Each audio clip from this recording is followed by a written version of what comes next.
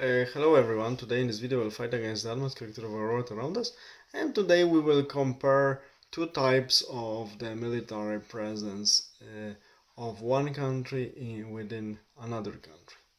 I want to compare the situation of Germany after 1945 and situation of Soviet satellites and territories occupied by communistic China.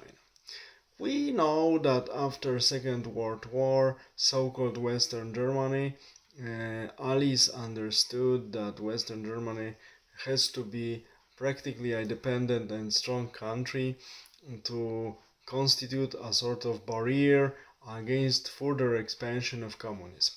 And also Marshall Plan was invested in Western Germany, and a lot of wealth that National Socialists and industrialists associated with them transferred in the last months of Second World War after the conference in the Strasbourg Hotel Moisson Rouge in August 1944, when they knew that the war is coming to its end, military bad end for National Socialistic Germany.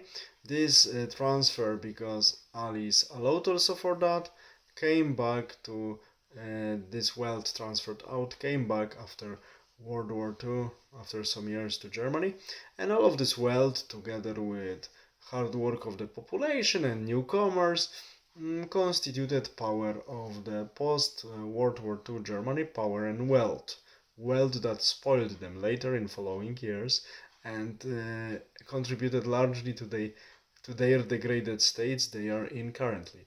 But this is an independent country, it's not dependent fully on US as some people claim, and despite presence of some American soldiers, we see that they are now quite easily slip out of the American shoe, slip from beneath of the American shoe, and are more and more independent and more aggressive and more anti-American.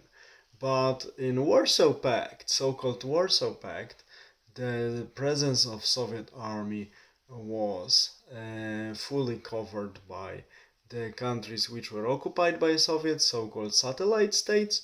And they were also robbed from their natural resources, like from Poland they took from many places they found a blend of uranium to Soviet Union to make us dependent on their military alliance and to make for us impossible to have nuclear weapons and so on.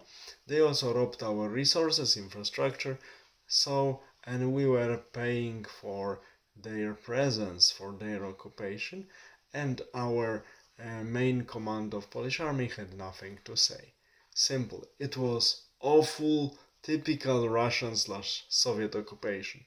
And the same we see that all nations like Inner Mongolia and Tibet, other provinces inhabited largely by the other nations, are heavily occupied by the administration of Beijing, and the nation, like Uyghurs also, are prosecuted and they are pushed back from their natural niches occupied for centuries from Han Chinese, and Chinese administration facilitates this process.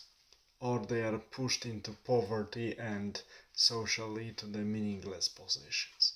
So we see that despite so-called, which is not true, American in quotation occupation of Germany, they became one of the richest again and one of the most powerful nations in the world, and the average German for many decades, even now, lives with a little bit higher standards than average American.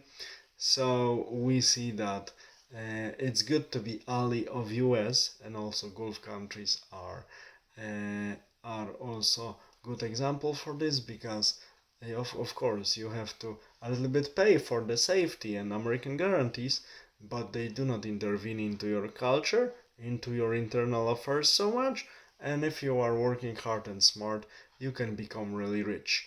But Russian and Chinese occupation, which is a genuine occupation, always leads you to the poverty, even a slavery and heavily exploitation, We should see how Chinese, in quotation, invest in Africa or in Central Asia. They do not employ locals, they take their own workers because they can exploit them more. They exploit resources and drain everything from these countries. So we have clear comparison, and also we can see what Russians did with Yemen and other places where they intervened, and how the nations that embraced Russian or Chinese help, how they really live, and how well, in quotation, how really badly their country proceed. Comparison is clear. And in Russia and in China, to achieve something, it's not enough to be skillful and smart. One doesn't have to be neither skillful nor smart. One needs to be connected with proper party member, so proper political environment. That's it. Nothing more. This is the main difference. But in American zone, one can reach a very decent level of life, working, being smart, and one doesn't have to be connected to any political environment to reach this state. Difference is clear. All the best. Have a nice day. Bye.